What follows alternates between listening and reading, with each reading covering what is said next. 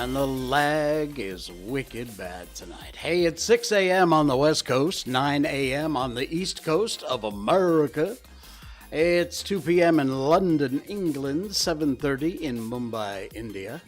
It's 11 p.m. in Kyoto, Japan, and in Malaysia, it's 1958.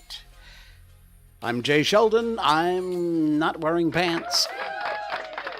Name of the game around this place. Yeah, seriously, the lag is horrible tonight.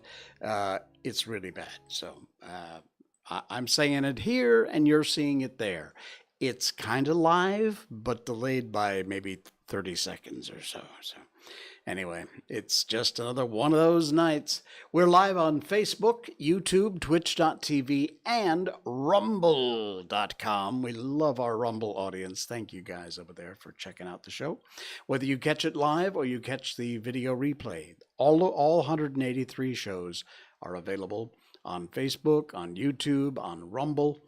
Not Twitch, because Twitch only keeps them for a couple of weeks and then deletes them. This stupid system, but that's Twitch for you. So, yeah, we're there. We're also a podcast, and thank you so much to all the hundreds of you who download our podcast 3 times a week. We love you. We love you. We love you. We have an audience across the planet, including a very popular in India at, I assume, geo7.com. We're also on Spotify, Google Podcasts, iTunes, wherever you get your podcast. You'll find us. Just look for I'm Not Wearing Pants. That's the logo. Click the subscribe button and you're in. It's all free. Thank you. All right. We got lots to get to tonight. It is a real grab bag, including our lead story. Who's watching you? You might not want to know. But before we get to that, we got to get to this. Miko Update. Miko Update. She's great. She's doing well. She's sitting downstairs having a pet right now of her belly rub. We were going to try and get her on the show again tonight, but she just refuses to cooperate. So she does what she wants to. She is Pwansri Miko. So she, yeah. I mean, she happens to pop in here. We'll try and grab her, but don't count on it. But she's doing very well. She had 2 walks today. She got all around the neighborhood and there's this guy who walks 2 golden retrievers. They are adorable. One is a very young puppy, maybe 8-9 months old. The other is a very old dog, and it's so sad. It has a real tough time getting around, but it gets around nevertheless. And the puppy, I hadn't seen it in probably a month, and the thing has doubled in size. It's huge. Golden retrievers are so beautiful. And this puppy is a he, and of course Miko is a she who just finished her heat. So this little he guy was very interested in that little she guy. But, none of that. We don't need... Actually, you know what? That would be a really cool looking puppy, wouldn't it? A Shiba Inu and a golden retriever. The temperament of that dog would be amazing. It would probably be super intelligent. Because retrievers, I had a golden retriever as a young boy. He was with me. I found him on my paper route. He followed me home. He had a collar on. I was delivering papers on my bicycle. I saw him on Route 7, and he just decided to follow me home. So we gave him to the St. Francis Animal Shelter, which is a shelter in Cornwall, Connecticut, where I lived, where I grew up. And she said they would advertise it as missing for a week or so, and then if we wanted, we could adopt it. And no one claimed it. We adopted it. I called him Boy. And Boy was with me for many, many, many years until he got so old that he had to cross the Rainbow Bridge. But I'll never forget Boy. He was amazing. Such an incredible golden retriever. Yeah. All right, let's move on to the weird stuff, shall we? There's plenty of it. Oh, wait, before we do that, I just want to share this with you one more time because the dog is still missing while we're on the dog subject. There is this missing dog, Tae Bing, is the male Shiba Inu dog's name. This is, again, just for our Malaysian audience. It's been missing since like January. Sadly, at this point, I'm not sure I'd hold out any hope. But you never know. It does not wear a collar, or it didn't wear a collar. And there's a number there you can call if you should happen to see this male Shiba Inu. And they are offering a reward for its safe return. It's been a long time, sadly, almost a month, if not, I think just exactly a month. So please, if you are in the Malaysian area, this was lost in the Cheras, Damai Perdana, Jalan Raya Baru, and Desa Baiduri area. And please do help her out if you can.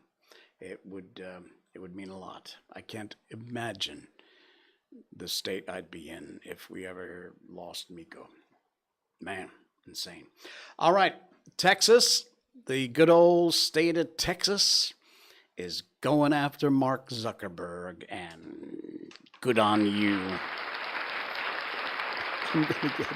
I'm gonna get kicked off Facebook, and I don't give a crap. Yeah, this story was in stealthoptional.com. True story. I've read it in several different news outlets. The link is in our show notes if you want to read the whole article. Texas has pledged to sue Meta. Now, Meta is the new rebranding for Facebook, or the company that owns Facebook. I don't know, thousands of billions of dollars over facial recognition. There's the goofball himself. Facial recognition software is not new, but it is controversial. Companies like Clearview AI scrubbing the internet for billions of faces, yours and mine, without our consent. Even governments are turning against the tech. One such government is the state of Texas, who is plotting to completely bankrupt Facebook's parent company, Meta. Well, good on you. Texas versus Meta, a company built on lies. Again, I'm not going to read this whole article. Please do read it. I encourage you to do it because it will open your eyes to just how safe you and your ID and your biodata is. Bottom line, it ain't. Reported by the Rio Times, the state of Texas announced plans to cripple Meta over its facial recognition software. It revolves around the social media company's decade-long use. They've been doing this for 10 years. Automatically doing facial recognition to anything you upload.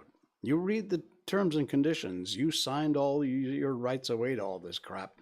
Meta has breached the laws revolving face tracking, according to the lawsuit. Technology introduced in 2010, the service automatically detects faces and labels them in their servers. And this allows any image to label all Facebook users in the frame. If you take a picture with your friends, facial recognition will pick out all of them, ID them. And they've already faced legal battles from Illinois, cost the company $650 million. This is USD. And a $350 payout to Illinois Facebook users. Ooh, nice. The state of Texas is not planning to be quite as kind to the big tech company. Instead, they are planning to sue the company for thousands of billions, with a B, of dollars in an attempt to bankrupt Zuckerberg's empire. And it goes on and on. It's a very interesting article. They do not delete this biodata. It's been happening since 2010. It happens all the time, and if you think you are immune to it because you ticked a box or you made a Facebook post saying, my stuff is my stuff, it doesn't matter. You're screwed. And you've been facially recognized. You've been dumped in a data bank. And who knows either who they're selling that information to or who has access to that information, whether you like it or not. Read the whole article. It's in the show notes. There is a link to this tonight. And like I said, it'll open your eyes. All right, what else we got? Hey, this is cool. Speaking about companies, the opposite of Facebook, the guys who do good things. And this is from a website called JapanInsights.com. I don't know if you're familiar with the game Elden Ring. It's huge. It's massive. And a Japanese game company asks employees to take the day off in order to play Elden Ring. Take a day off to play the game. It was released on the previous Friday. It's all over the internet. And a lot of game critics are rating the game exceptionally well. And so natural for gamers to want to play it on the first day. Well, it must have been miserable for some 9-to-5 workers who'll be busy all day Friday. Can't wait to go home and try it. How can you stay focused on a job when something like that, if you're a gamer, is standing out there? So Pocket Pair, it's a Tokyo-based gaming company, best known for Craftopia, and it describes itself as an open-world survival crafting game. Craftopia is a standout at a gaming show last fall. Well, their intelligent people realized that Elden Ring release was such a significant event that they've made it into an Elden holiday for all of their employees. This is not this company's game. They make other games, but they've actually given their employees a day off to go play the game. It says their official proclamation states, staff cannot concentrate on work. They're probably right. So this is the memo that was issued. It's in Japanese. Sorry, I can't read it. Wish I could. But yeah, basically, even though they declared Monday as another holiday, they stated the employees do not have to come to work, which means they'll have all the remaining days of February to play Elden Ring. We like that. Nice job. Oh, man. Those Japanese companies know how to do it, huh? That's amazing. Very cool. Again, the link to the whole article is in our show notes tonight. You want to check it out, please do that. All right, this one's from the MalayMail.com. And you know my feelings about the Malay Mail, but occasionally they do something interesting. Grab Legend. Actually, it's spelled in Malay here. It's Grab Legend. Grab Malaysia celebrates the legendary stories of its drivers, and delivery partners. This is a cool article, and it comes with a rather cool video, too. Check it out. But basically, I've said this before, and it's not just Grab, Food Panda, Lala Move. We've got several major delivery services, but the big ones for food is Grab and Food Panda. There are many others. They have, for the past 2+ years, kept a lot of us fed, kept a lot of us in our medicines, kept deliveries going. And we haven't been locked down for quite a while now, but back when we were under lockdown, under house arrest, they kept the wheels moving and they kept us fed. And in fact, a show that I produce and direct called Random Acts, we took one episode and we got a bunch of petrol certificates and we gave them away randomly to all the Grab and Food Panda drivers, delivery guys we could find. And we stopped by a couple of the places that are popular, the malls and things where they all congregate. And we handed out these certificates for petrol. Just a small thing to say thank you. Again, it's not a pat on the back. Oh, aren't I wonderful? It's just something we wanted to do because we recognize that these guys and gals do an amazing job. And this article is very cool. They have done the Legend of Life Giver, Birth of Lionheart.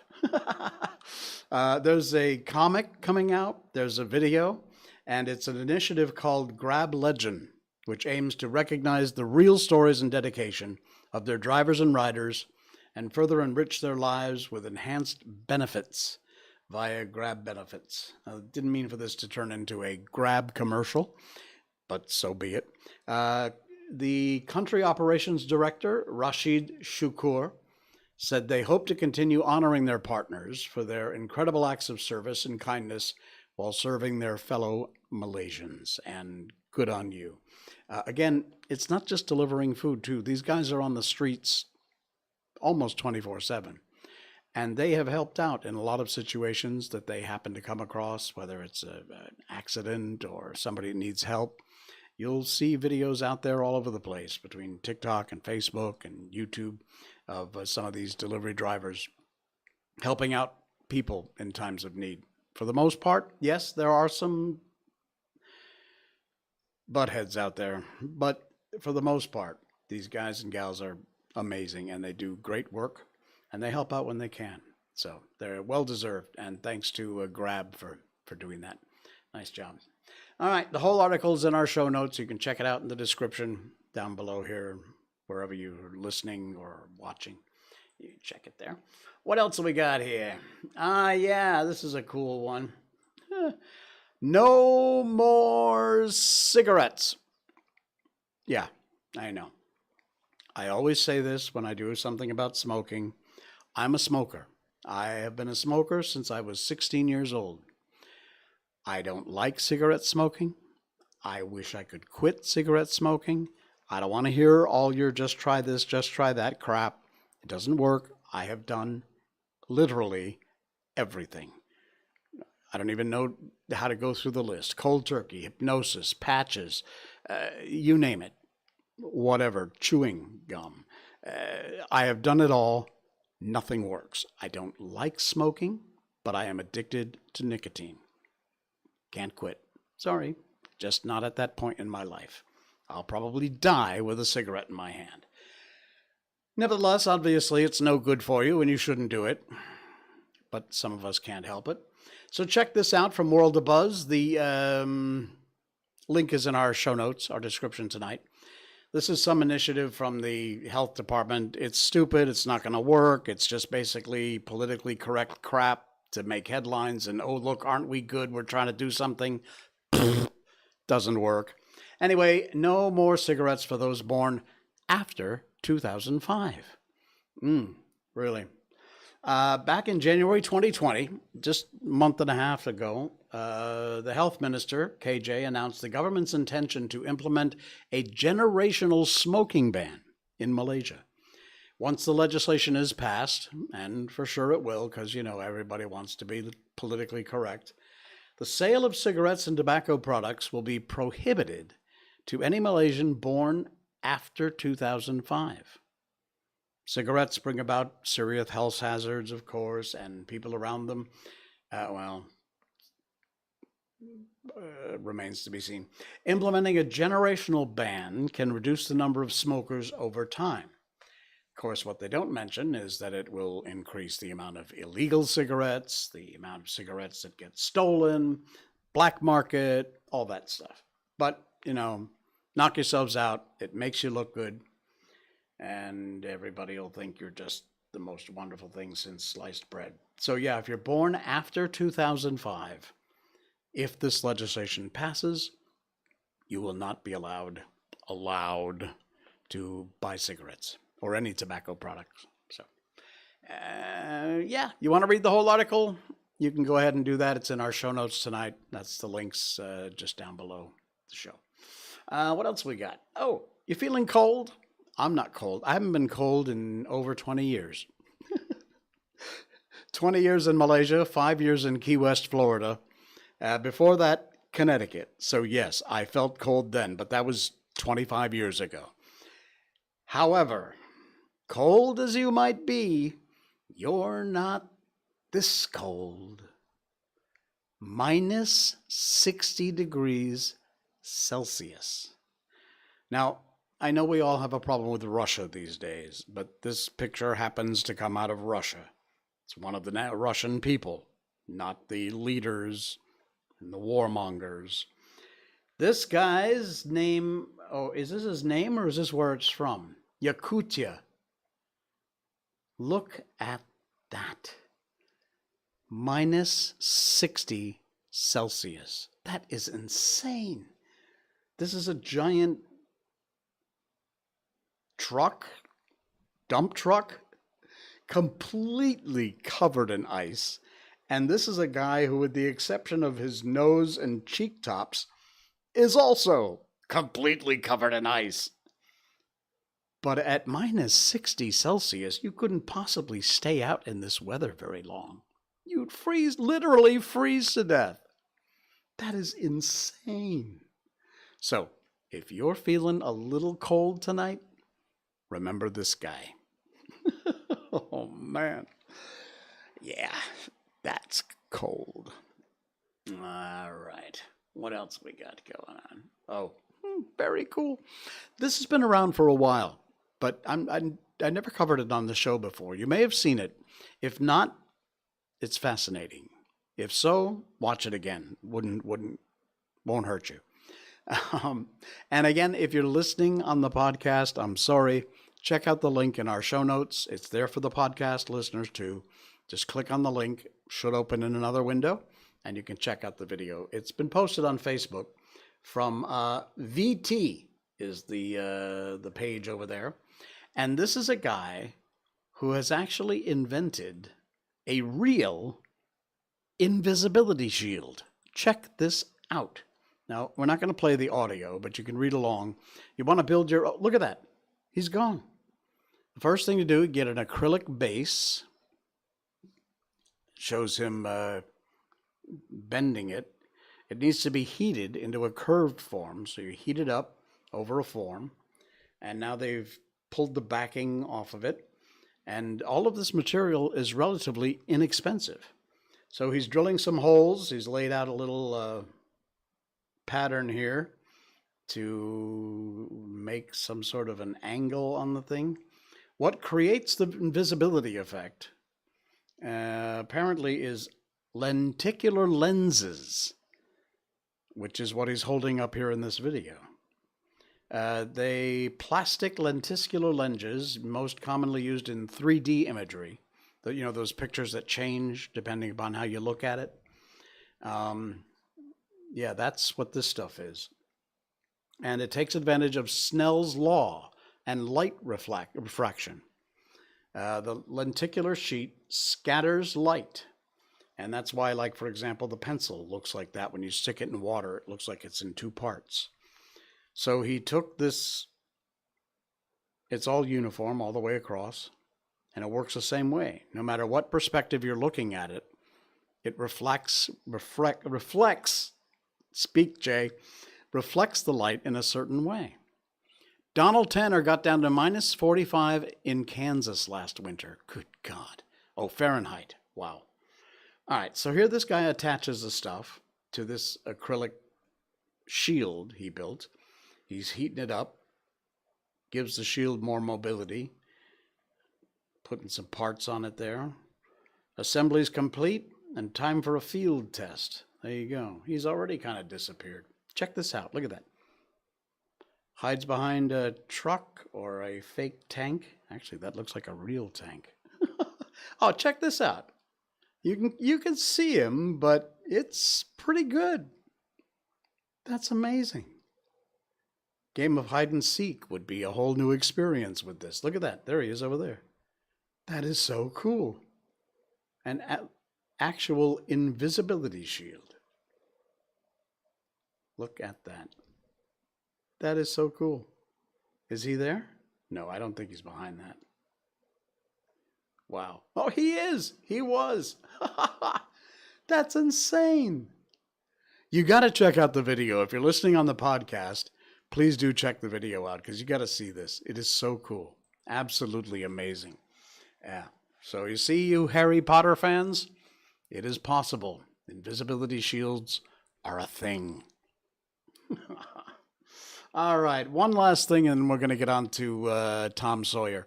But Donald, hey, thank you for listening in and watching. Appreciate it. Good to see you. Minus 45 Fahrenheit in Kansas. Wow. That's cold. All right. I tried to get a hold of my brother, you know, my crazy brother who was on our 50th show. He wasn't available, but he sent me this link.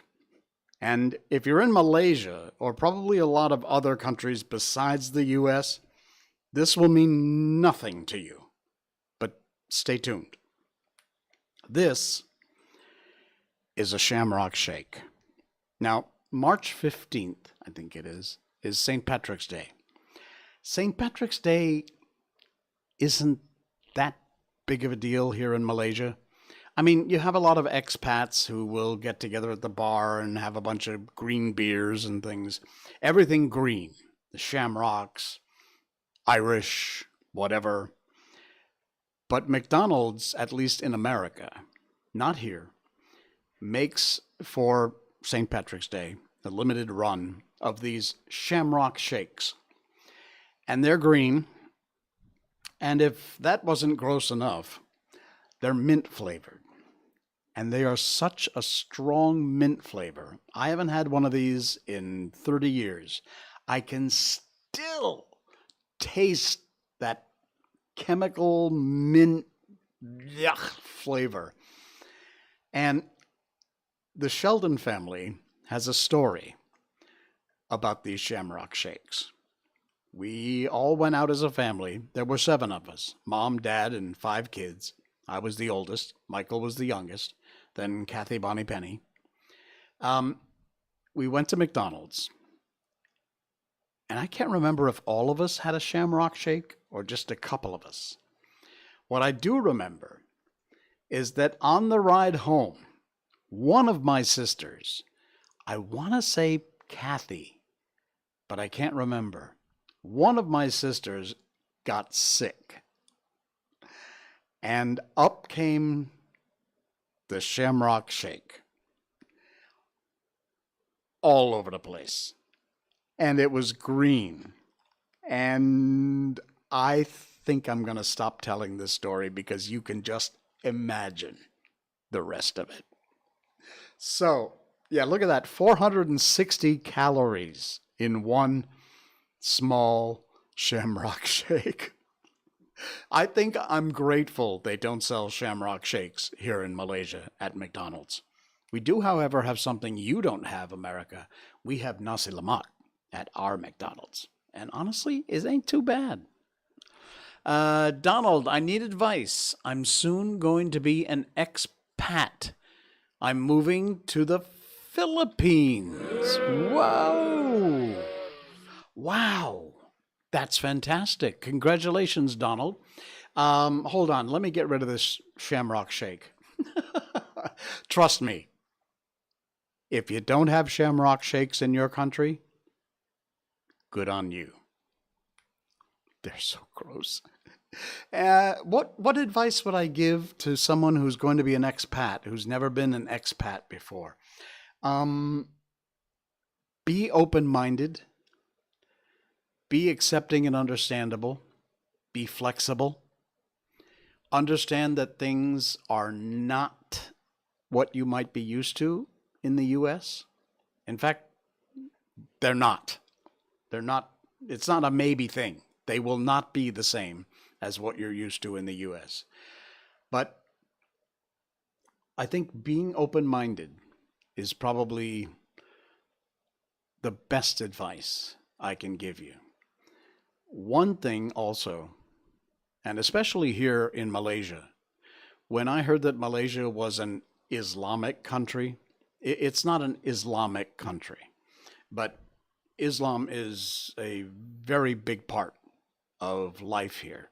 And 60% plus, I believe, of the people are Muslims. So obviously it affects life.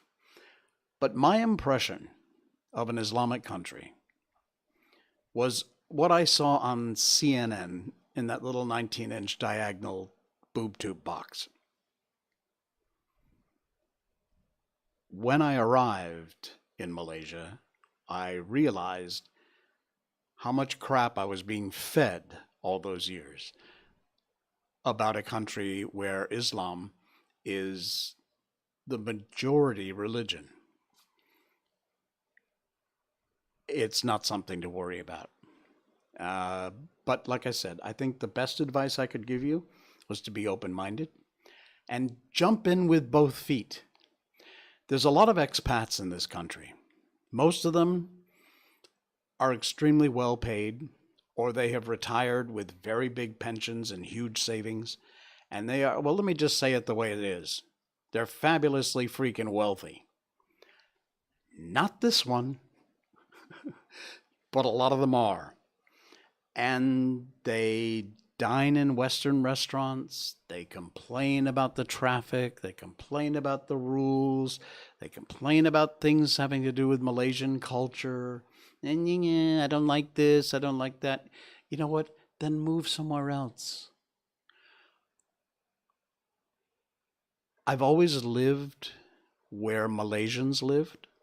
I've always eaten in the places Malaysians eat. Old back alley mamaks and restaurants and things. I've never been sick from the food. And I've had some of the best food I've ever had in my life. But I have always lived a normal Malaysian life because I believe in if you're going to live in a foreign country, live in a foreign country. Experience it. Take part in it. Don't sit around in your high-rise $1 billion-a-month rental place and complain about life. Jump in with both feet. 50 pesos to $1. I will live nicely. I'm going there to be married. Congratulations. Fantastic. Really good news. That's great, Donald. I'm very happy for you. But yeah, 50 pesos to $1. Cool. If you have a decent savings account and you move over there and you're accepted and immigration lets you stay, cool. I blew through my USD in about 7 or 8 years. And now, and ever since, I make ringgit, which is the Malaysian currency, and I spend ringgit. And all my USD is gone. So, there you go. I'm living in the economy, ups and downs, just like everybody else. So, there you go. Well, good luck to you, Don. We're very happy to hear that. And you're not so far away in the Philippines. Consider a trip to Malaysia. Say hi and pop in. We'll stick you on the show. It's been, what, probably 50 years since you and I were back and forth in the radio and stuff? Wow, that's insane. All right, it's time to move on to our book. We spent a lot of time talking about a whole bunch of collective crap tonight, but that's what we do on this show. You ought to be used to it by now. Tom Sawyer. We read classic books on this show. And one of the books we have been reading for many shows now, because it's a long book, The Adventures of Tom Sawyer by Mark Twain. This was the first novel, one of the first, ever written on a typewriter entirely. And we always precede this with a little bit of a warning, because, you know, we live in 2022 and people are stupid. This was written in 1876, and some of the words in this book, while appropriate in 1876, are not socially acceptable today, including the N-word is used in this book. We are, however, reading exactly the words on the page the way Mark Twain wrote them. If that offends you, you might want to go find something else to do for the next 15, 20 minutes or so. So we're going to move on up to chapter, what are we on tonight? Oh, chapter 23. Yeah. In the Adventures of Tom Sawyer. At last, the sleepy atmosphere was stirred, and vigorously. The murder trial came on in the court. It had become the absorbing topic of village talk immediately. Tom couldn't get away from it. Every reference to the murder sent a shudder to his heart, for his troubled conscience and fears almost persuaded him that these remarks were put forth in his hearing as feelers. He didn't see how he could be suspected of knowing anything about the murder, but still he couldn't be comfortable in the midst of the gossip. It kept him in a cold shiver all the time. He took Huck to a lonely place to have a talk with him.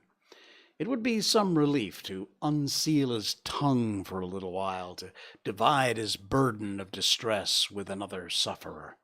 Moreover, he wanted to assure himself that Huck had remained discreet.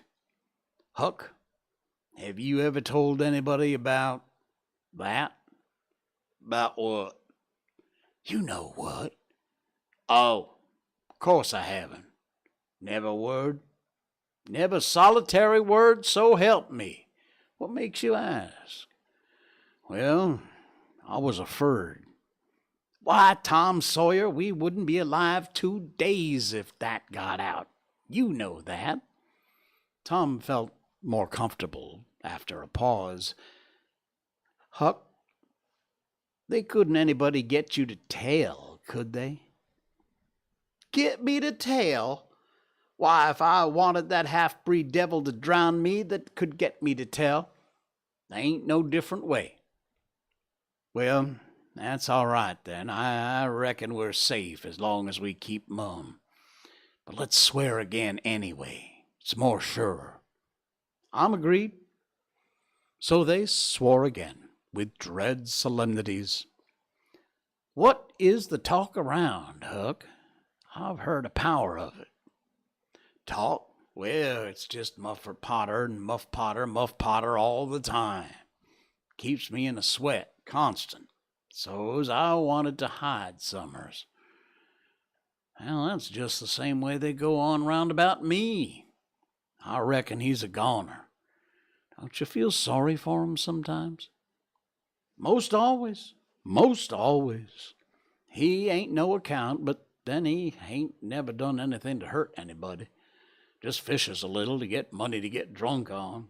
Loafs around considerable, but Lord, we all do that.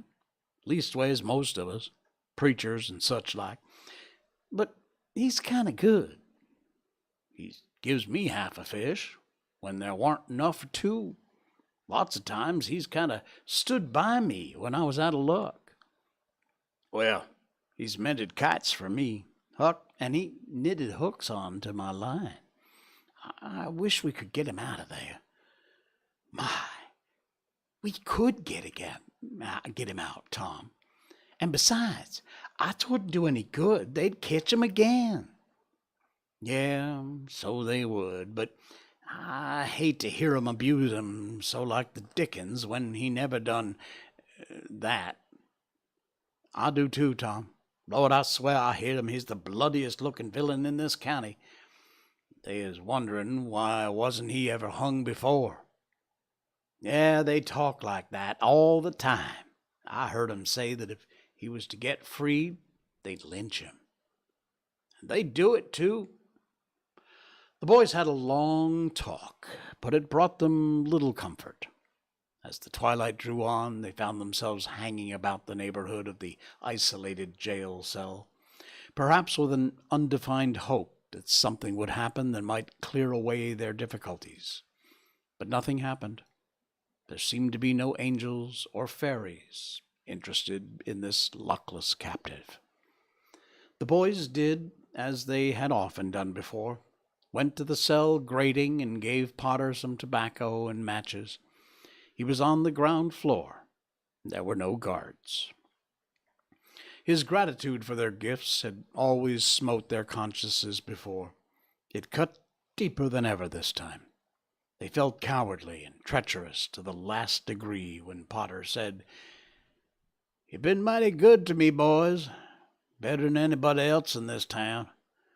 I don't forget it, I don't.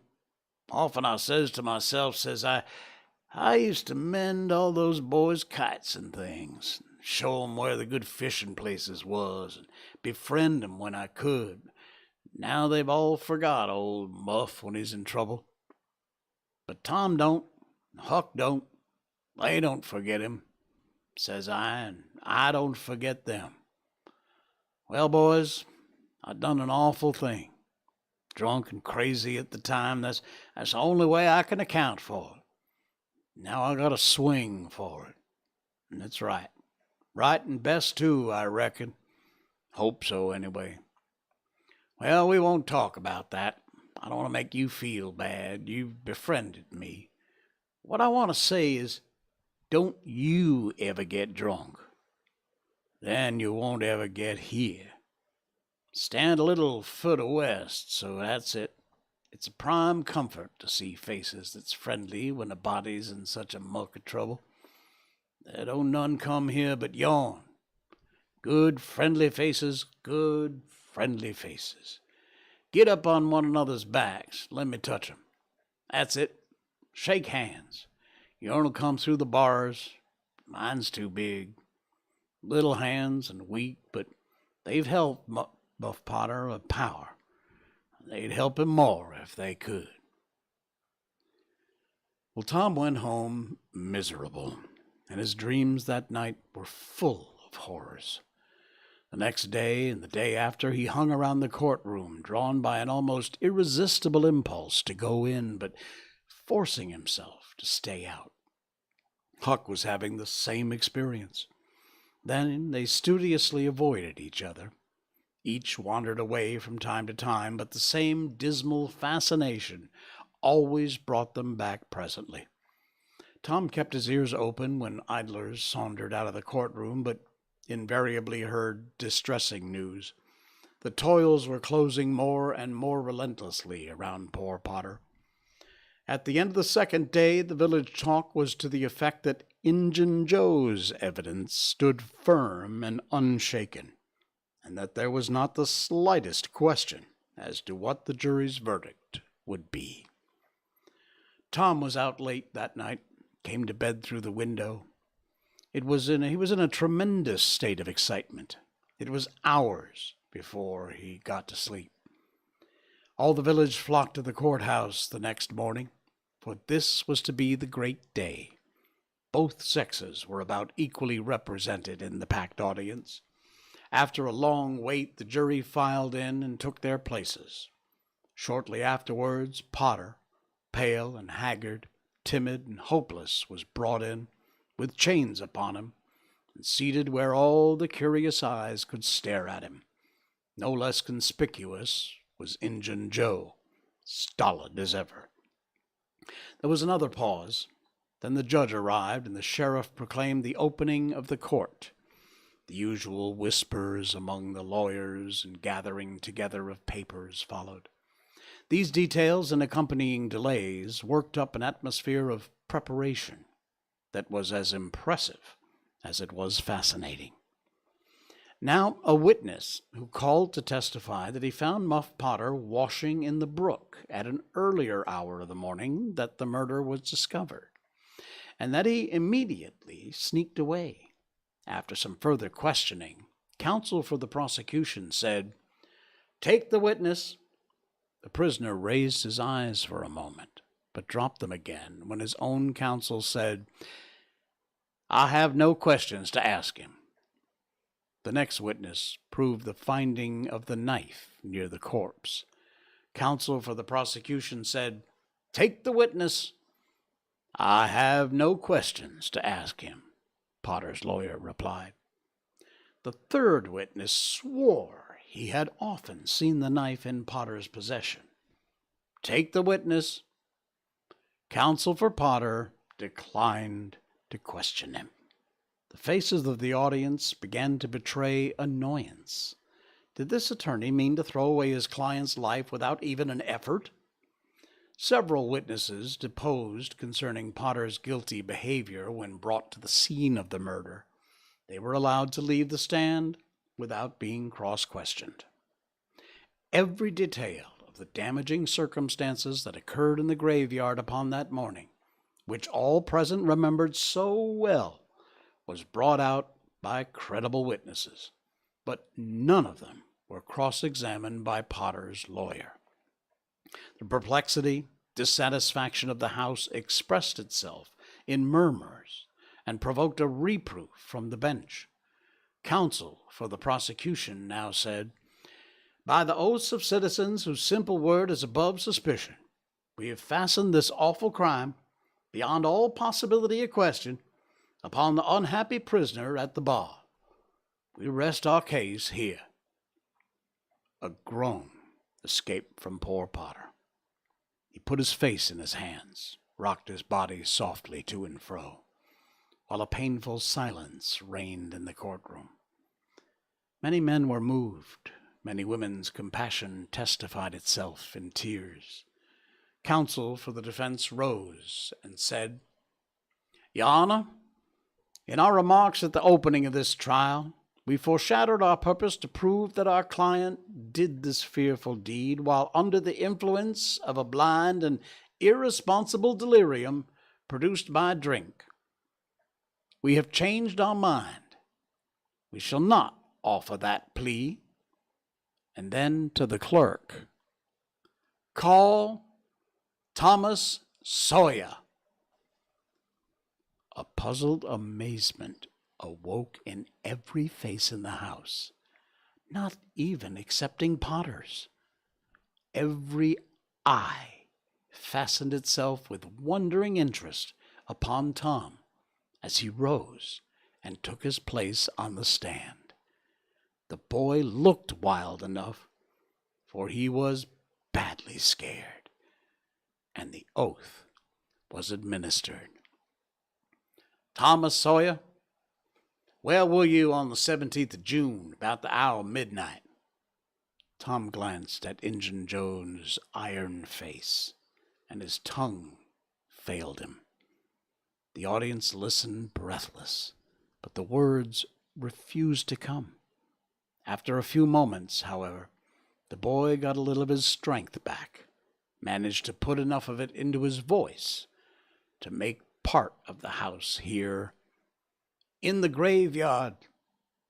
A little louder, please. Don't be afraid. You were in the graveyard. A contemptuous smile fitted across Injun Joe's face. Were you anywhere near Horse Williams' grave? Yes, sir. Speak up, just a trifle louder. How near were you? Near as I am to you. Were you hidden or not? I was hid. Where? Behind the elms that's on the edge of the grave. Injun Joe gave a barely perceptible start. Anyone with you? Yes, sir. I went there with... Wait a moment. Never mind mentioning your companion's name. We'll produce him at the proper time. Did you carry anything there with you? Tom hesitated and looked confused. Speak out, my boy. Don't be difficult. Truth is always respectable. What'd you take there? Only a dead cat. There was a ripple of mirth, which the court checked. We will produce the skeleton of that cat. Now, my boy, tell us everything that occurred. Tell it in your own way. Don't skip anything and don't be afraid. Tom began, hesitantly at first, but as he warmed to his subject, his words flowed more and more easily. A little while, every sound ceased but his own voice. Every eye fixed itself upon him. With parted lips and bated breath, the audience hung upon his words.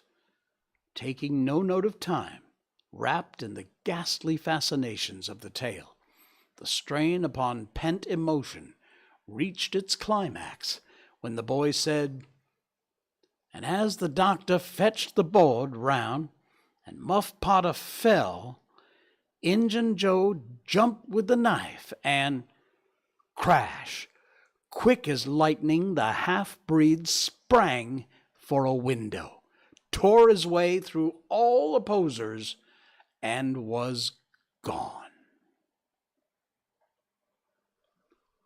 Wow. That's chapter 23. I cannot wait for chapter 24 on our next stream. We'll find out what happened after Injun Joe crashed his way out the window. Oh my goodness. Wow. The Adventures of Tom Sawyer by Mark Twain. All right, my friends, we'll see you again on Saturday night for another show. Until then, thanks for listening, watching. Subscribe, follow, please. Hit the button. It's free, it's easy, and it helps me a lot. Thank you. I'm Jay Sheldon. I'm not wearing pants. Good night.